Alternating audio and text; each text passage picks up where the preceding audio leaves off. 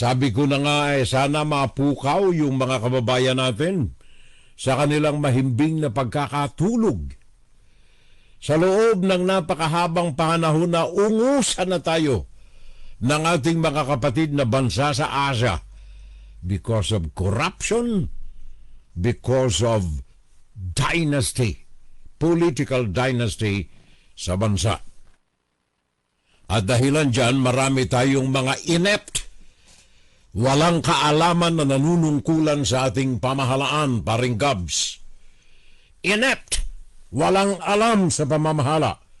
Kaya lamang naandyan sa panunungkulan ay gawa ng kanilang koneksyon, family dynasty, na isinasalin ang pamamahala sa isang probinsya, sa isang lungsod, sa isang bansa, sa kamay ng mga kamag-anak, kina lolo, lola, nanay, tatay, mga anak at mga apo. Dahilan dyan the efficiency. Ang takbo ng bansa ay hindi sa tamang direksyon, kundi sa hilahod na direksyon, resulting to 70% of the mamamayang mga Pilipino average living to poor and very poor conditions. Puso ko sa bayan ko. Pag-usapan natin mga kababayan ang ikalawang bahagi ng ating Fun Saturday.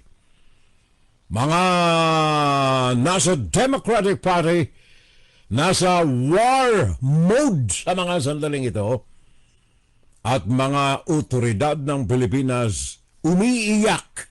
Bakit ang Pilipinas ang pinupuntahan nitong mga ito at binibiktima? Pakinggan si Heneral Salvo tuwing Sabado dito sa FBS Web Radio para sa mga Pilipino. Second hour ng ating Fun Saturday, mga kapitbahay. Fun Saturday Live! Saturday Live! Ang ating Inside, Guru-Guru, Opinion, and Saturday Live. well, unang-una, nais nating mabati si Donald Trump sa kanyang panalo na sa ikalawang pagkakataon ay presidenteng muli ng Estados Unidos, Donald Trump. Congratulations. Alam mo, noong pang mga nakalipas na mga araw, nakita naman ninyo siguro yung mga postings natin. Every now and then ay naglalabas tayo ng survey, mga survey na hindi nakabase sa mainstream media. Mga survey na nakabase sa mga kasama ko na mga nasa grupo natin, legitimate media practitioners, mga samahan na mga professional na mga research groups and media practitioners, hindi lamang dito sa Amerika. At consistently, sinabi natin sa mga post natin during the previous months na malaki ang ungos ni Donald Trump dito sa laban na ito, laban kay Kamala Harris. Kaya lamang, nangingibabaw ang mga reports na tinatangkilik ng taong bayan galing sa mainstream media na promoted by movie personalities, promoted by big personalities in every industry, especially the media industry dito sa bansa. Sinasabi nila, Kamala Harris ang nangunguna sa lahat. It will be a landslide. Ngayon lumabas ang resulta, it's a landslide, that is true. Landslide, pabor kay Donald Trump at sa Republican Party. Wala ho tayong kinikiling ang partido rito. Ang ating mga iahayag ngayon ay base sa factual information na mga natatanggap natin. Right now, ang boto ni Donald Trump, yung electoral votes, from Electoral College, 312 laban sa 226. It's a landslide. In fact, maging sa California at sa New York na mga balwarte na mga Democrats, sa California, for example, 11 counties sa California na dati ay mga pusikit na mga Democrats, bumaliktad, ibinoto at nanalo si Donald Trump. 11 counties sa California. Diyan makikita ang magnitude ng change. Iyan ay nakabase sa mga iba't ibang uri ng mga paniniwala. Before that, nakita naman ninyo ang kampanya ng California, ang mga pahayag ni Governor Gavin Newsom, maging dito sa New York. Governor Kathy Hochul. Ang mga ito ay mga pusikit, mga pusakal na mga Democrat leaders ng mga estado na ito sa Amerika. Ngayon nakita natin ang resulta at sabi ko na nga kanina, uunahin natin itong issue na ito dito sa Amerika. Sabi ko na nga kanina, nasa war mode, nasa moda ng pakikipagdigma itong mga Democrats. Katunayan, ngayon lamang several hours ago, kanina, bago tayo naupo rito, nagpahayag si Governor Gavin Newsom na bubuo siya ng isang grupo ng mga Democrats sa California na sasalungat in every move na gagawin ni Donald Trump. Paghahanda niya. Sasalungatin, lalabanan ang anumang kilos ni Donald Trump sa kanyang administrasyon na ito. At kung mamalas-malasin ng Democratic Party, merong 8 taon na panunungkulan si Donald Trump sa Amerika. First, itong unang term, and who knows what will come next. Now, tingnan natin maigi mga kababayan, bakit nga ba talaga? Bakit nga ba talaga natalo ng husto si Kamala Harris? Pakinggan natin sandali itong pahayag ni Joe Biden at saka pahayag ng iba pang mga television commentators, mga research groups ng Democratic Party. Pakinggan natin ang husto kung bakit sinabi kong nasa mode ng pakikipagdigma ngayon ang Democratic Party, hindi nila matanggap ang resulta ng eleksyon. Listen. I know it's a difficult time. You're hurting. I hear you and I see you. But don't forget all that we accomplished. It's been an historic presidency. Not because I'm president, because what we've done, what you've done. A presidency for all Americans. If he had dropped out earlier, there would have been a messy primary. I think you can look at the Harris folks who say that she didn't have enough time to run, but sinisisi nito si Joe Biden. There are others who say this was actually the best scenario for her. I was going to say, I think a lot of people probably thought she would have lost the primary. Well, not just that, but like even if it had been 2 months earlier, like more time would not necessarily have benefited Kamala Harris. And Joe Biden's legacy is going to be defined by the fact that Donald Trump won. Forget about Barack Obama, Nancy Pelosi, and the others. They need to face the reality of that. Dinedefensahan ito si Barack Obama at saka si Nancy Pelosi na ayon sa mga leaders ng mga Democratic Party dahilan kung bakit natalo si Kamala Harris. And perhaps the real point was maybe Joe Biden should have decided very early that one term was enough and give the party a chance to have a primary election, and maybe the outcome could have been different. The national campaign, nothing, zero. They had no respect, they had no coordination. They didn't talk. I never even had a conversation with the lady. First time ever. They didn't even do the right thing as far as giving us the resources that we need, and they want to blame us. And now I understand someone ever came was blaming Joe Biden. Can you imagine blaming Joe Biden for her loss? She lost, he didn't lose. Yan naman ay isang leader ng Democratic Party doon sa Nevada. Ayon sa kanya, may mga nangurakot ng funding.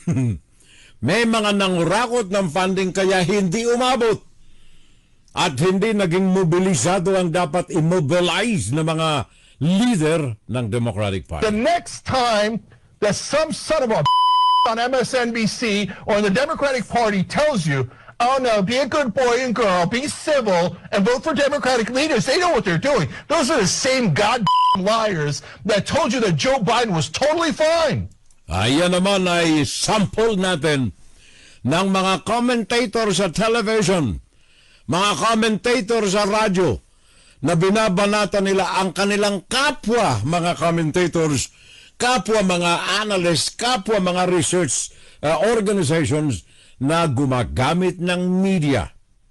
Banata na, war mode ang ating mga agapay sa Democratic Party. If you're on the left, you're a Democratic voter. Wakey, wakey. I need to wake you up out of the hypnosis that you're in. They're lying to you.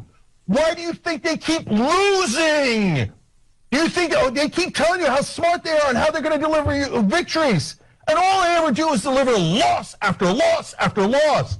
So Democratic voters, snap out of it. These guys are obvious liars. Fire them all. Fire them all. Ito ninyo, ha? Yan ay nasa media yan. Isa sa mga avid supporters ng Democratic Party. And speaking of media, mga kababayan ko, eto kinuha ko ito ilang mga headlines sa iba't ibang mga periodiko na ngayon ay sabi ko na nga kanina, they are in a war mode. Nasa pakikipagdigma, banatan laban sa kanilang mga kasama. Democrats against Democrats. Sabi ng politiko, Dems rage against Biden's arrogance after Harris loss. He is a good man who can be proud of his accomplishments, but the legacy is in tatters. Sabi ito ng politiko.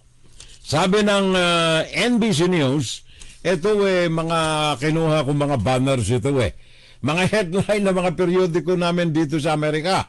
From California to New York, from west to east. Sabi ng NBC News, it was too late and we knew we had a Biden problem this time last year. The party knew it and people truly were not honest. Actually, hindi people ang honest ang dishonest ang media Ako, 60 anyos ako sa broadcast. Alam ko kung ang news ay totoo o hindi, o kaya ang news na totoo ay binabaluktot. Subjective. Panig sa kanyang gustong mangyari. Ito ang mga nangyayari, kagaya nitong Bloomberg. Bloomberg. Sabi ng Bloomberg, it probably wasn't great to cover up President Joe Biden's infirmities until they became undeniable on live television. Eto binabanatan nila si Joe Biden. Pinoprotektahan una, kaya lamang lumalabas na makakalimutin na, matanda na talaga at tumatama na sa katawan at utak ni Joe Biden ang katandaan, pero suportado pa rin ng media. And so si Joe Biden naniniwala, meron pa siyang kapasidad.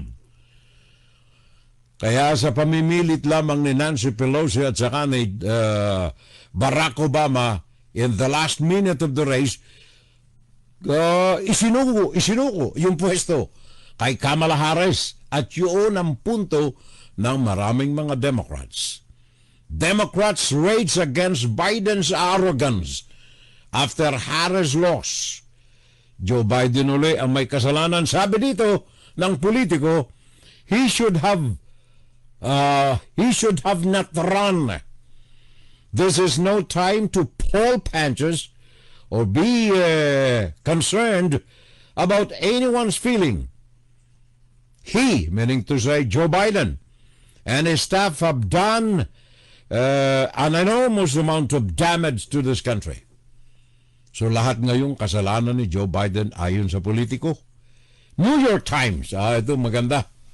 Number one itong kritiko ni Donald Trump. New York Times, sabi dito, many Democrats are casting President Biden as a one-term president who set his party on a path to failure. So kasalanan ni Joe Biden, sabi dito sa mga publikasyon na ito. Another comment from another issue of Politico. One Harris aide said, sabi ng Politico, Joe Biden is the singular reason while Kamala Harris and the Democrats lost. So, Joe Biden ang kanilang mga tinutukoy dito, puro Joe Biden. Ang katotohanan nito mga kababayan, at ito'y nahantad na ngayon Sabi ko na nga ang mga katotohanan lumalantad pagkatapos na magkaroon ng dilubyo. Ang katotohanan dito talaga, nabanggit ko yung mga pangalan ni Barack Obama at saka ni anong tawag nito, ni Nancy Pelosi. Ito ang mga taong simulat sa poll, maaaring kasalanan talaga ni Joe Biden. Simulat sa poll, ayaw na nila kay Joe Biden. Even nung ito'y nanunungkulan bilang presidente. Kalaban na talaga sa ilalim ng tulay, kalaban na itong dalawa na ito, si Joe Biden. Kaya nung pumasok na ang peryodo, ang panahon ng pagpili ng kinatawan ng Democratic Party, kumilos na itong dalawa labang kay Joe Biden. Ang kanilang gusto magkaroon ng convention para mapili sino talaga ang tama. Kaya lamang, alam naman natin, ayaw ni John. Kaya ko pa. Kaya ko pang maging mayor. Governor. Hindi, presidente pala. Makalimutan na Makalimutan ni Joe Biden Kaya sabi ni Barack Obama at saka Nancy Pelosi, hindi. Pilitin natin. Until after, wala nang panahon na magkaroon ng pagpili ng official candidate ng Democratic Party, tinuro na lang, ito na lang si Kamala Harris. Ikaw. Mate, ano ang sabi ng Politico? There is no singular reason why we lost. A big reason is because the Obama advisors publicly encouraged Democratic infighting to push Joe Biden out of the race. Did not even want Kamala Harris as a nominee, and then signed up as the saviors of the campaign. Sabi ng Politico. Sabi ng mga ng NBC News, isa pang pusakal itong Democrat. The team that is there, it's time for them to retire. Meaning to say, Joe Biden, we need a whole different strategy. The day of Obama and his geniuses are also over. So ayaw din ng NBC News kina Obama at saka ang kanyang partido. They've been left behind. They are out of touch with the American people. Yun. Maganda itong linya na ito. They are out of touch of the American people. The Democratic Party is out of touch, sabi ng NBC. Bakit ngayon lang ninyo sinabi? Di ba nung araw na mamayagpag kayo na maganda ang mga nagagawa ngayon? Maganda ang mga programa ni Kamala Harris. Ito'y susog sa mga magagandang nagawa sa administrasyon ni Joe Biden. Ngayon ang NBC, sabi niya, the Democratic Party is out of touch with the American people. Sila etong mga media men na ito itong mga mainstream media, ang sanhi, ang rason kung bakit natalo ang Democratic Party. Bakit? Sabagat puro kasinungalingan ng mga inilalantad na mga ito Twisted information from the truth. Yung totoo, binabaluktot para maging pabor sa Democratic Party. Even si Bernie Sanders. Remember Bernie? Ito ang talagang grabing kaliwa ito Ang tawag nga rito ng ilan komunista si Bernie Sanders ng Vermont. Pero ano ang sabi ni Bernie Sanders. It should come on as a great surprise. I mean, it should come as no great surprise that a Democratic Party which has abandoned the working class people would find that the working class has abandoned them. Bakit sinabi ito ni Bernie Sanders, itong working class? Tingnan ninyo ang mga programa ni Kamala Harris. Open border. Bakit galit ang working class dito sa open border? Sapagat, number one, ninanakawan sila ng trabaho nitong mga pumapasok na mga illegal sa mga borders ng Amerika na kaya nandito para maghanap ng trabaho. At yung mga trabaho na ito ay nawawala sa kamay ng working class ng Amerika. Sa Amerika, kung ikumpara natin sa Pilipinas, baliktad eh. Dito, gusto ng mga tao rito, legitimate na nandirito, magtrabaho para kumita ng legal. In fact, yan din ang dahilan nating mga Pilipino kung bakit tayo nandirito sa Amerika. Madalas, marami sa mga Pilipino natin double job pa nga para kumita ng malinis at legal. Pagkatapos papasukan ka nitong mga illegal na galing sa South Border, nanakawin yung trabaho mo. Kaya tama si Bernie Sanders eh. Out of touch, pinapatay ng Democratic Party ang labor force ng Amerika in favor of the illegitimate labor force coming from the outside. Hindi lamang yan. Anong sabi pa? Bernie Sanders to ha. Kaliwa ito ha. Supposed to be welfare ang programa nito. Pero galit din ito sa Democrat. Bakit? Yung welfare program ni Kamala Harris, libre na lahat, libre gamot, libre lahat, pero ang buwis naman ng working class ang magbabayad sa mga ito.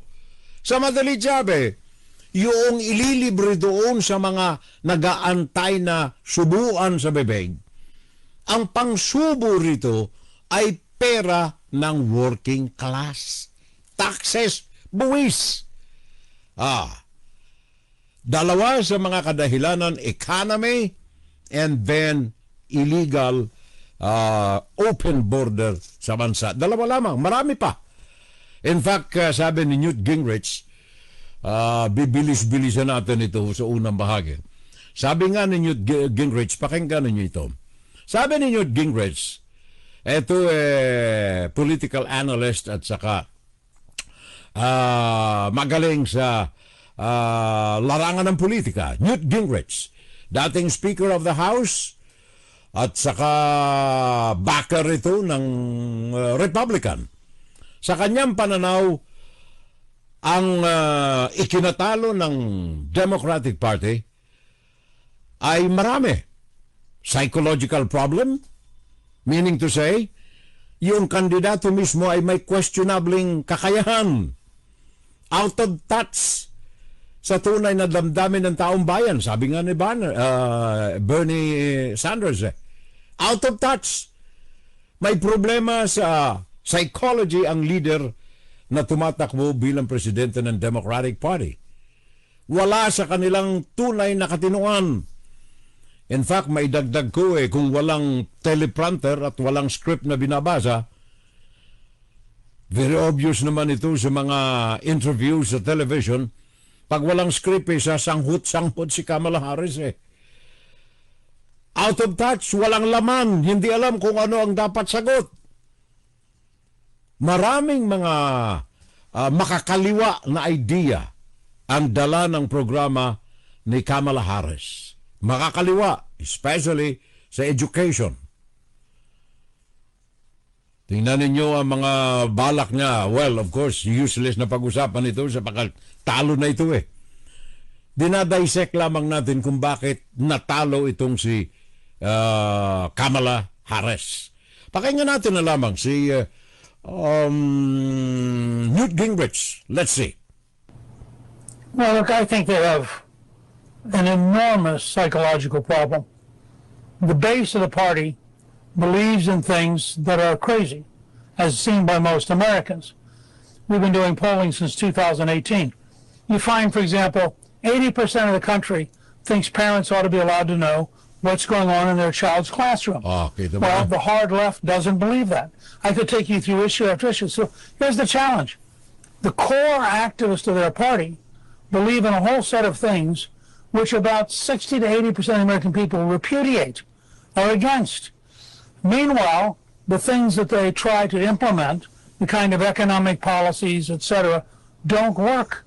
And the average American is pretty pragmatic. I used to tell people I never worried about the debates because the next day people go to the grocery store, they'd buy gasoline, and by the end of the day they would have remembered why they didn't want the Democrats.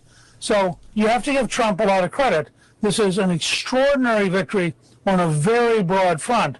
But you also have to admit the Democrats helped all they could by making it impossible either to believe in their policies, to believe in what actually happened, or to believe in a nominee who didn't know what she stood for, clearly was not competent, and frankly, maybe the worst presidential nominee in modern times.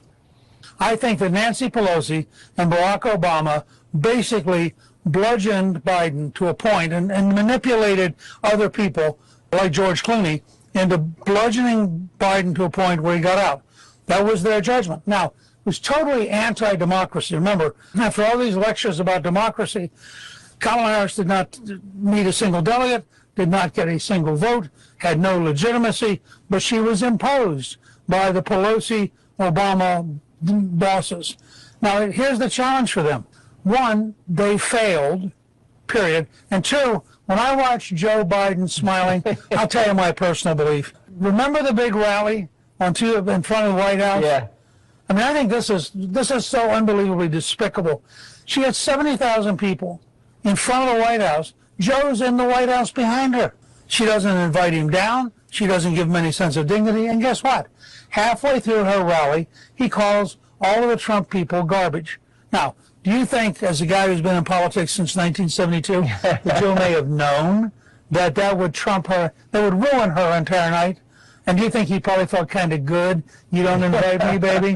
Let me show you what that cost. Yan ang dinig po ni Newt Gingrich, dating Speaker of the House, mga punto kung bakit natalo si Kamala Harris. Sa panig ng Democratic Party mismo, pakinggan natin ito. Pahayag ito ni Julian Epstein, analyst ng presidential elections, isang pusikit na Democratic follower. Pakinggan natin ang kanyang pahayag para mas maliwanag sa panig mismo ng Democratic Party. So I think we're in landslide territory right now. And, you and I have been talking about this for a long time now. I've been on record about this for the last 2 years. The Democrats needed to do two things to win this election. One is they needed a strong, competent candidate that could make the case and answer questions, including in unscripted environments, the way, say, a Bill Clinton could or Barack Obama could. Kamala Harris was not that person. Joe Biden was not that person. The Democratic leadership knew about that, and they tried to paper that over, and today they pay the price for that. The second thing the Democrats needed to do, as you and I have discussed many times, is they needed a sister soldier moment, not just on one issue, but just on about everything. The Democratic record and the Democratic policies are deeply unpopular, not just on 25% governments of the economy being government spending now, but immigration, crime, extremism on the Green New Deal, go on down the line. I agree with your guest here. I think what we are seeing now is a massive realignment, not just a political realignment, but a cultural realignment, because I think voters are rejecting not just the Democratic Party and their policies and their lawfare tactics, but this is also a big signal to the news media that, in my opinion, I say this as a Democrat, incredibly biased. They became activists rather than journalists during this campaign. It is a signal to Wall Street and Silicon Valley, who was behind the Democrats. It's a signal to Hollywood. It's a real signal that the working class of this country is saying to the professional elites, it's time to get out. We don't like this sort of condescending, virtue signaling, luxury beliefs that you guys impose on the rest of the country, and you never have to pay price for it. Yan mismo yung sinabi ni Bernie Sanders eh. Working class. Nakaligtaan ni Kamala Harris at ng kanyang partido ang kahalagahan ng working class dito sa bansa. Kaya isa sa mga matitinding dagok na kung saan sa panig ni Donald Trump nasa kanyang front page ng mga programa ng gobyerno ang working class. Natatandaan ninyo unang-una, sinabi ni Donald Trump, isasara niya ang border, mass deportation. Mantakay mo saan ang record ko rito. 11 million, 3% ng mga mamamayan sa Amerika ay mga illegal. At ito ay kumakain ng salary, ng pera ng working class na mga Amerikano. Sa paanong paraan? Buwis.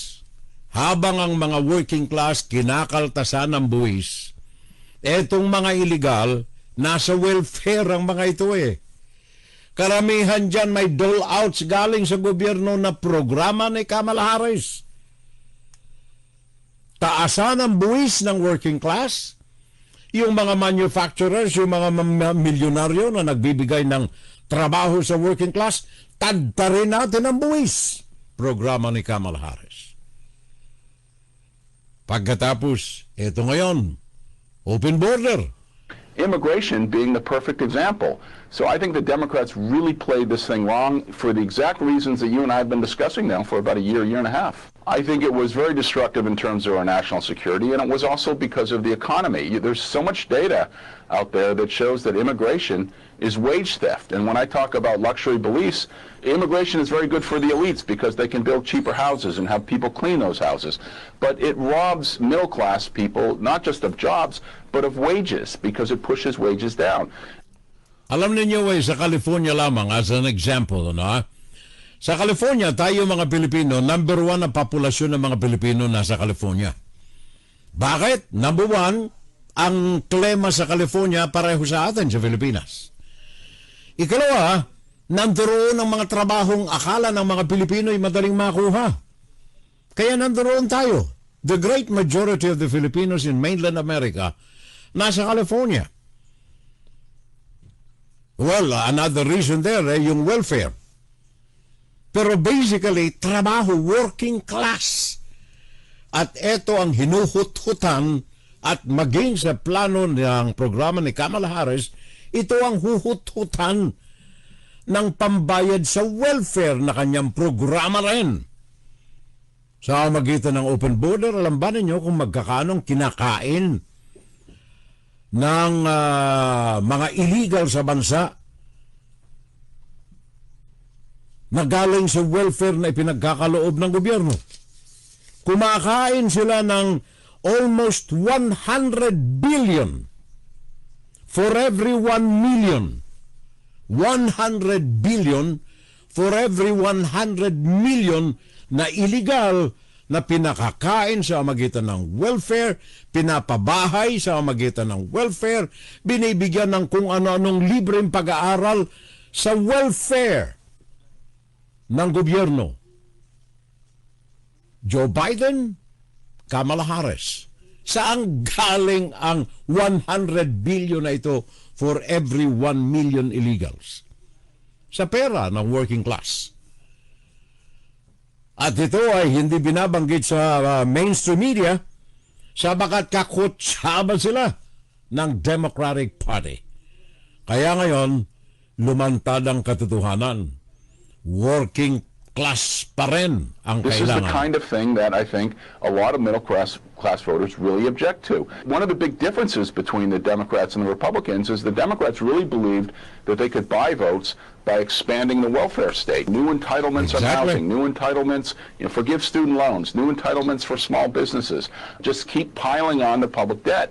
And working class voters don't like that. They find that very patronizing. What they want to see is expanding the economy and protecting jobs. And whether you agree with tariffs or not, working class voters really believe that Donald Trump was trying to protect jobs rather than to give government handouts. And that resonated in a way that's much, much more significant than I think Democrats recognize. Pains me to say this as a Democrat, but it's true. Nakita ninyo. Yan ho analyst yan isang pusakal na democratic enthusiast ng naturang tinig na yan, democratic consultant din. Walang iba si Julian Epstein. Ngayon nahahantad na, tapos na ang eleksyon nilampaso ng Republican ng Democrat Pati yung mainstream media, sila ang unang-unang tinamaan dito Mainstream media. Sabagat puro kasinungalingan ng mga surveys na kanilang ipinakakalat, dahilan dito maging yung mga Democratic leaders and candidates naniwala sa kanilang sariling propaganda. Kaya na-discarrel. Mantakin mo California 11 counties ng California bumaliktad sa Republican. Unexpectedly bumaliktad sa Republican. Ang Senado, isang salaminan ito. Dati dominating ang Democrat sa Senado, ngayon eto na, malayo ang agwat. Republican Senate, ang Kongreso, halos tama na, tapos na. Republican. Ito ay dahilan sa mga kasinungalingan basically ng kanilang propaganda arm ang mainstream media. Ngayon, dito sa mass deportation na itong mga kababayan, nais ko lamang bigyan ng maluwag na damdamin at isip ang mga kababayan natin, mga Pilipino. Huwag ko kayong mag-alala. Unang-una, malapit ang loob ni Donald Trump sa mga Pilipino, in particular. That I can honestly say. Marami sa kanyang staff, maging sa kanyang private corporations, mga Pilipino ang naandyan. Marami. Hindi lamang yan, yung kinatatakutan ninyong mass deportation, kaya kinalulungkot ko yung sabi ng ambassador ng Pilipinas sa Amerika na mag-pack up na ang mga Pilipinong TNT. Wag muna pare ko relax lang. Mali yung sabi ng ating ambassador yan Relax lang kayo. Stay put. Trabaho lang kayo riyan. Kahit kayo TNT. Sabagat ang unang target nitong mass deportation na ito, well, of course, liban na lang pag napagkamalang kayong Latino. Kaya pag nakaharap ninyo ang ISIS, sabihin ka Homeland Security, sabihin ka ganyo, "Hoy, Pilipino ako Pilipino." Wag ko kayo mag-alala, mga kapitbahay. Wag kayo mag-alala. Malayo yan sa katotohanan. Uunahin muna at hindi mauubos ito sa 4 na unang taon ni Donald Trump ang mga may criminal records dito sa Amerika. Nonetheless, yung kababayan natin may criminal record, pero kung wala, okay lang tayo huwag kayong mag-alala. Ikalawa, may proseso ho yan. Doon sa mga may criminal records, madaling ipatapon yan. In one day, wala na yon Pero kung kayo ay walang dagta ang inyong pangalan at Pilipino tayo, kayo mag-alala. May mga proseso yan, may appeal yan, etc., etc., etc. And it takes time. Kaya relax lang kayo riyan, Huwag kayong matakot sa mga mass deportation na ito at yan ay black propaganda again. Exaggerated propaganda again ng ating mainstream media. Pakinggan lamang lagi natin ito. Puso ko, sa bayan ko. Yan. Pakinggan lagi ninyo yan. Ang puso natin ay nasa ating mga Pinoy. Kaya yung mass deportation na yan, relax lamang tayo. Relax lamang tayo. At ang pag-usapan natin ngayon na isang importanteng bagay, yung pahayag ng ating mga heneral, mga autoridad natin dyan sa bansa. Second issue natin. Pangalawang usapan natin dito sa ating Inside, Guro-Guro, Opinion, and Saturday Live. ito yung may kaugnayan dito sa pahayag ng mga autoridad natin na bakit ang bansa natin ang puso ng mga criminal elements. Bakit hindi sa Indonesia? Bakit hindi sa Thailand? Bakit hindi sa Vietnam? Bakit hindi sa Malaysia? Bakit hindi sa Singapore? Bakit sa Pilipinas? Pumupunta itong mga criminal elements na ito. Ayan ang tanong. Maging ng pinuno ng PAOK, yun ang kanyang katanungan. Bakit ang mga kriminal ay ang Pilipinas ang pinupuntahan? Sabi ito ni Gilbert Cruz sa kanyang pagkasiphayo. Pakinggan natin sandali ang kanyang mga kataga bago natin pag-usapan ng bagay na ito. Sa tinatawag na Central One Bataan, Business Process Outsourcing o BPO company na sinalakay kamakailan sa Bagak Bataan, kabilang sa mga naaresto ang isang Indonesian team leader na ayon sa Presidential Anti-Organized Crime Commission o PAOK ay wanted umano sa Indonesia na sa scamming activities. Kanina sa pakikipag-ugnayan ng Indonesian Embassy sa Pilipinas sa PAOK, napag-alamang sangkot sa money laundering at online gambling ang Indonesia. 1.5 taon na raw itong nag-ooperate mula sa Pilipinas at 900 billion rupiah na o halos 4 na bilyong piso na raw ang nakukulimbat nito. Indonesia is very strict. Even for the someone for posting in the social media, this is not allowed for us. Nakikipag-ugnayan na ang Indonesian authorities para sa pagpapauwi sa kanya. Pero dahil team leader at operations manager rin siya sa BPO sa Bataan, iniimbestigahan na rin siya para sa ibang krimen. Ayun ang medyo nakakalungkot. Kasi dito sa Pilipinas, nagsama-sama, parang ano to, we are the world, ano? Nagsama-sama sila para manloko at mang-scam at pasamain yung buhay ng mga tao sa iba't ibang sulok ng mundo.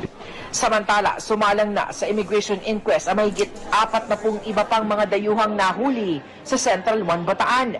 Dumaan sa biometrics, profiling at processing ang mga dayuhan na pawang mga Malaysians, Chinese, Thai, Pakistani, Bangladeshi, Vietnamese at Brazilians. Nahaharap sila sa deportation cases kasunod ng mga nakitang paglabag sa kukulang mga permit at visa. Para sa GMA Integrated News, sa Lima, Refran, nakatutok, 24 oras. So napakinggan ninyo yung pahayag ni Direktor ng PAOK, Gilbert Cruz. Bakit sa atin pumupunta itong mga kriminal na ito? Ano ba ang meron sa Pilipinas? Well, bayan ko sasagutin ko itong tanong ni PAOK Director Gilbert Cruz. Sasagutin ko sa magitan ng mga balita. Kayo na po ang bahalang tumimbang-timbang. Unahin ko etong issue ng inyong Vice Presidente. Pakinggan nating maigi ang balita na ito.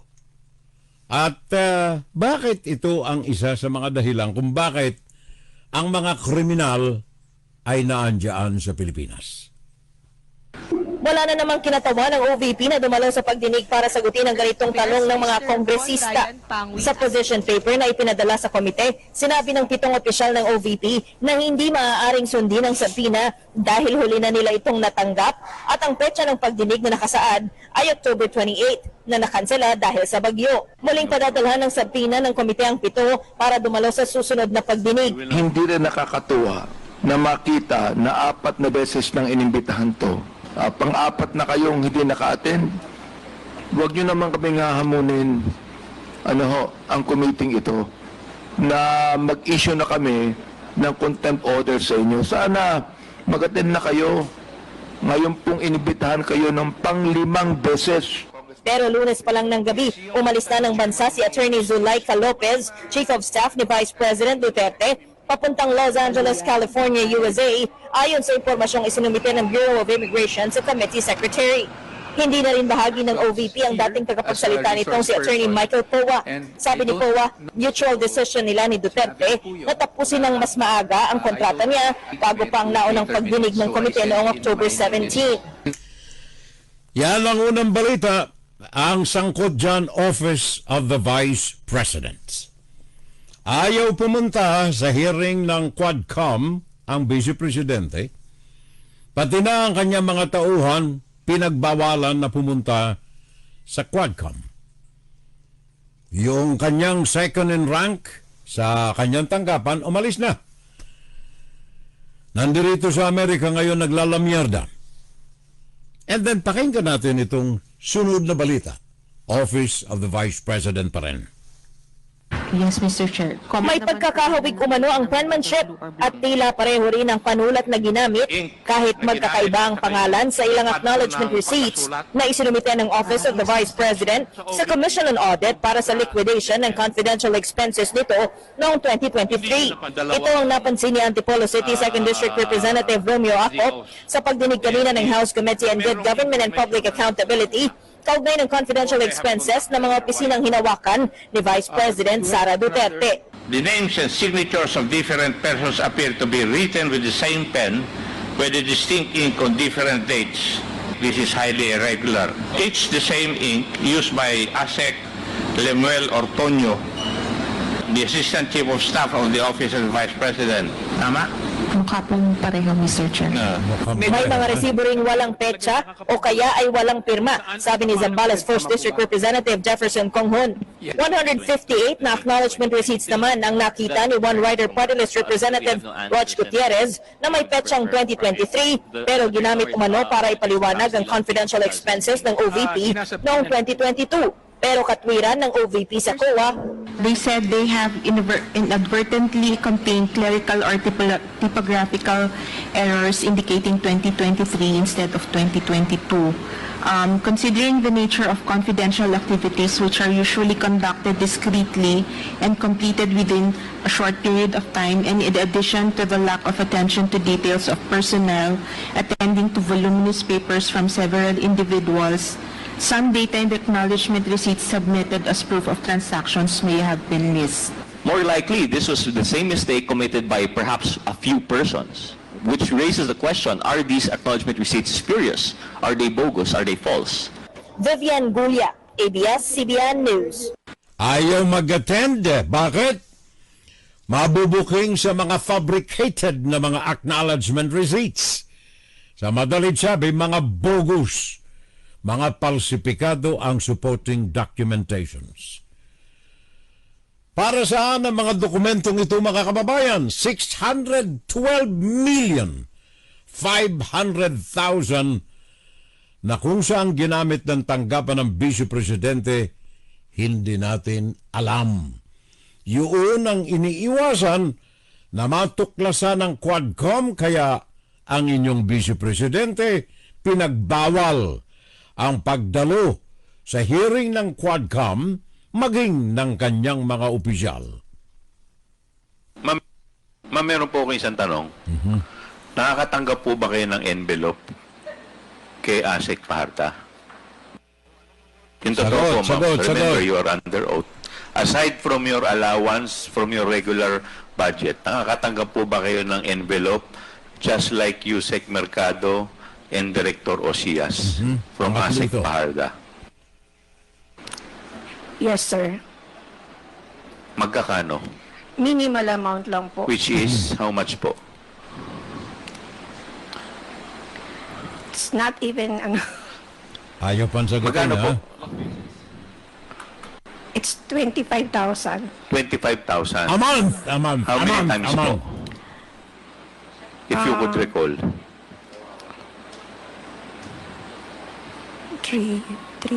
9? Ilan? 9 times. 9 times. From what month up to what month? Let me guess. From February to September? I think so, sir.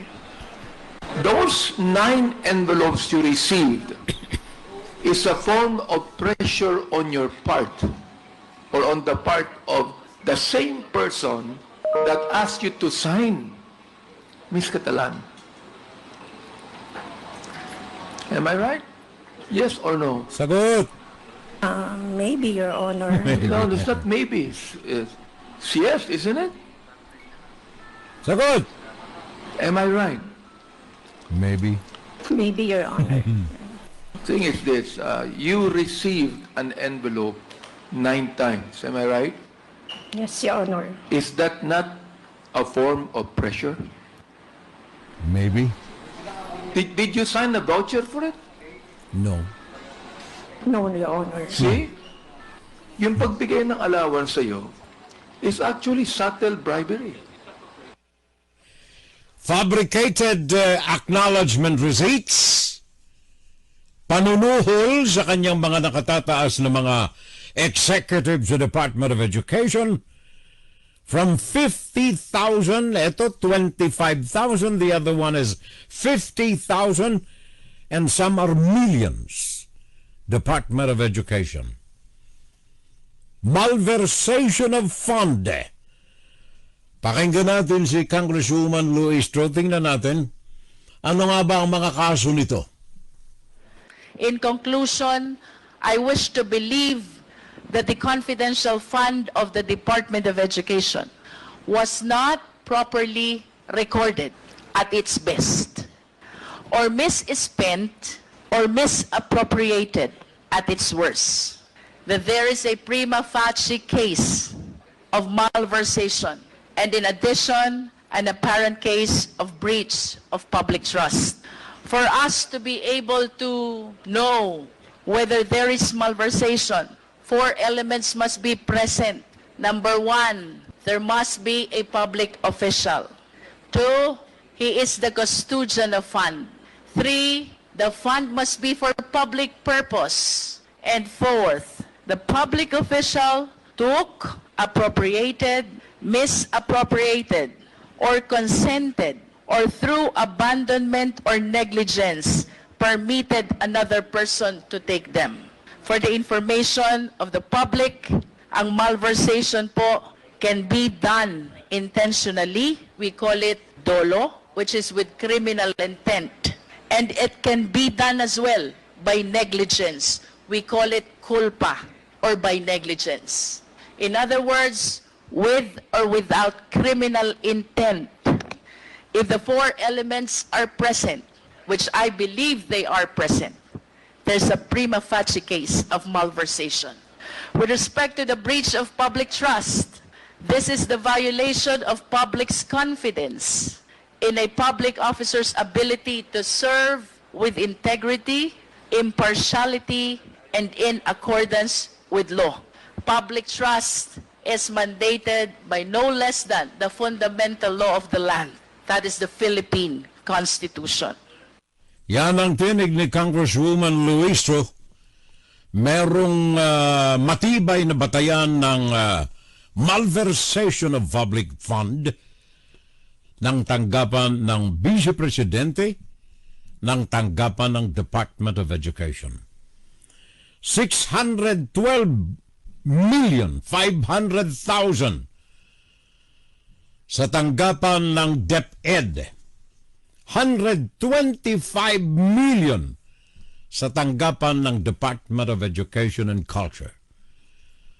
Ang tinuturo na gumagawa ng kasalbahihan na ito, ng kabalbalan na ito, ng pagnanakaw ng pera ng bayan, mismong ang Vice Presidente.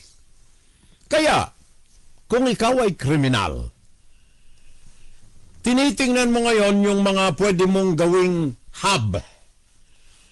Ang pwede mong gawing sentro ng inyong criminal activities.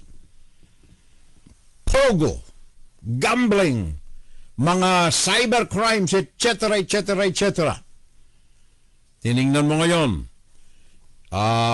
Singapore, hindi pwede, mahigpit dito. Thailand, hindi, pugot ulo tayo rito eh. Vietnam, hindi pwede rin, malintikan tayo rito eh. Malaysia, hindi pwede. Indonesia, hindi pwede. Pilipinas, teka. Ito, Pilipinas, barkada natin ito eh. Bili tayo lupa riyan, 200,000 na, dami na lupa na pili natin, mga Chinese communists. Marami. Hindi tayo puro obema sa mga government official, lagyan lang natin eh. Vice Presidente nga, nagnakaw eh. Makaano na nakaw ng Vice Presidente? 612 million. Sa DepEd. Office of the Vice President, 125 million. Nung siya'y gobernador, alkalde pa, 640 million. Taon-taon na ninanakaw niya for 4 years. Dito na tayo. Pilipinas na. Unang-una, gusto nga ng tatay nitong maging province of China eh. Ikalawa, padalhan lang natin ng mga spy natin doon na mga estudyante ko sa Cagayan. Maraming mga universidad doon. Bigyan lang ninyo yung mga universidad ng mga donation, ayos na. Pagpasok ninyo, magdala kayo ng pastillas, ayos na. Libre na nakapasok. At kung gusto ninyong kumita, pasok kayo sa Pogo. May sahod na kayo. May mga kurso na dahang kayo roon na pwedeng makikila na kapwa Chinese. Kidnapin natin. Ipatubos natin, kung hindi, patayin natin. Wala namang kwentang may pumatay ka ng tao sa Pilipinas eh. Yung presidente nga, may Operation Tukhang eh. Kaya itong lament, hinanakit, sama ng loob ni PAOK Director Hilbert Cruz. Nag-iisa ka pare ko. Wala kang kasama riyan. May mga nagsasabing ganyan din pero takot. And I hope these days na iba na ang presidente, baka sakali na lumabas na ng lumabas. Kung bakit ang mga kriminal ay ginagawang base ang Pilipinas sapagat nakapagtatag sila ng solido na mga pundasyon sa 4 na taon ni Rodrigo Duterte sa bansa. Sinong mangingilag na gumawa ng criminal activity sa Pilipinas? Kung ang vice presidenteng nakaupo mismo sa Pilipinas ay magnanakaw. Naisiwasan ang salitang magnanakaw kaya nagpresenta ng mga falsipikadong acknowledgement receipts. Masabi lamang na ginasto sa maayos na paraan yung 612 million 500,000 na funding ng Department of Education. Masabi lamang na legal ang ginastusan ng 125 million na confidential funds sa opisina ng Vice Presidente. To the extent na para busalan ng bibig na mga taong nasa kanyang ilalim, pinagbibigyan 25 million kay Catalan, 50 million doon sa isa, 100 million doon sa isa, 1 million doon sa isa. Para lamang mabusalan ng mga bibig ng mga ito. Kaya, Mr. Director Hilbert Cruz, may base ang hinanakit mo sa buhay. Bakit ang mga criminal elements na ito ay ginagawang headquarters ang Pilipinas sa kanilang mga criminal activities? Walang pag-aatubili. Walang kaduda-duda. Pilipinas tayo. Bakit? Gusto nila, province of China pa nga tayo eh. Tsaka doon, libre na. Pasok ka sa Pilipinas eh. Pastillas, ayos ka na. Pwede ka nang pumasok. Wala kang papel Pilipino, pwede. Punta tayo sa Davao. Meron doon na registration doon na Pilipino, bigyan ka ng ID. Bigyan ka ng passport Pilipino. Birth certificate Pilipino. Libre na yan. Bayad ka lang 1,000. 1,000,000 ayos na. Mr. Gilbert Cruz, magtataka ka pa ba kung bakit ang Pilipinas ang ginawang hub ng mga criminal elements na mostly ay mga Chinese nationals? Libre! 200,000 properties nabili ng mga kriminal na ito dyan sa bansa. May operasyon ng pogo? Hindi magalaw. Bakit? Sabi ni Rodrigo Duterte, kumikita tayo rito. Saan kumikita? Sa bulsa? O sa gobyerno? Baka pareho. Ito lamang talamak ito mga yung anak niya lamang na congressman, 51 million, a billion. Billion ba? Million.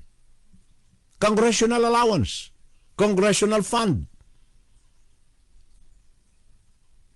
Na kung saan hindi umaabot ng 1 bilyon o 1,000,000 ang funding ng bawat distrito, bawat lugar. Hawak ng mga congressmen.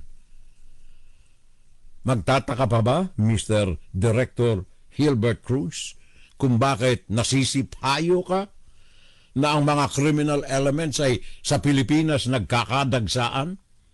Isa lamang itong halimbawa. Office of the Vice President, former Secretary of Education, second highest ranking official ng gobyerno. Palsipikadong mga acknowledgement receipts, palsipikadong mga kung anong mga transaction, pagbusal sa bibig ng kanyang mga nasa sakupan para manahimik. Kumpante ang kriminal na pumasok ng Pilipinas sapagat may mga kakutsaba sila. Di mo na kailangan pang magtago. Punta ka lang sa Davao, mayroon ka nang makukuhang papel, legal Filipino documentations. Bili ka ng lupa, mag-asawa ka lang kunyari, marriage license ng isang Pilipina. Kagaya ng pinakikinggan ngayon at dinaraos na hearing sa Kongreso. Na ngayon ay kandidata pang pagka-congresswoman sa Metro Manila. Asawa ng isang number 1 pusakal na pinaghihinalaan na may transaksyong kriminal sa bansa. Kaya yung mga kriminal na ito ay magdadalawang isip ba? Mismong nasa gobyerno ay mga magnanakaw. Tingnan ninyong nakalipas na baha dyan sa Pilipinas. Ano ang sabi ng records na nakita natin dito? Records nagsasaad na ang mga proyekto infrastructure sa Pilipinas nakakaltasan ng 70% ng funding nito para sa bulsa ng congressman, ng contractor, ng supplier, ng mayor, ng governor. Kahit saan dumaan ito may kaltas. Kaya pagdaan ng bagyo, si Christine, warat yung kalsada. Walang kabilya. Yung mga riprap nawasak. Halaw ang gitna, ang loob. Walang filler na mga bato, mga graba, wala. Bakit? Siyempre, yung kontraktor gagawa ng paraan na matapos yung proyekto sa magitan ng kawalan ng funding, ayusin na lang natin. Superficial development. Kaya, Mr. PAOK Director Gilbert Cruz, huwag ka nang magtaka. Tumingin ka na lamang sa opisina ng Vice Presidente na andyan ang paliwanag. Tumingin ka na lamang sa records ng Department of Education sa kamay ng inyong Vice Presidente na andyan ang sagot mo, Mr. Gilbert Cruz. Tumingin ka sa mga records mo mismo sa iyong lamesa, sa bawat mga nabubulat-latan mong mga anomalya sa mga sangay ng gobyerno bilang pinuno ng PAOK, naandyan ang kasagutan sa tanong mo, bakit ang Pilipinas ang ginagawang sentro ng criminal activities ng mga sindikato na ito? Inside, guro-guro, opinion, and Saturday Live. Bayan ko, gising tayo! Gising tayo, bayan ko! Pakinggan si Heneral Salvo tuwing Sabado dito sa FBS Web Radio para sa mga Pilipino. Ang solusyon, ang sagot, ang katugunan sa mga hinanakit at hinaing ni PAOK Director Gilbert Cruz ay nasa kamay ng bawat Pilipino. Saturday Live!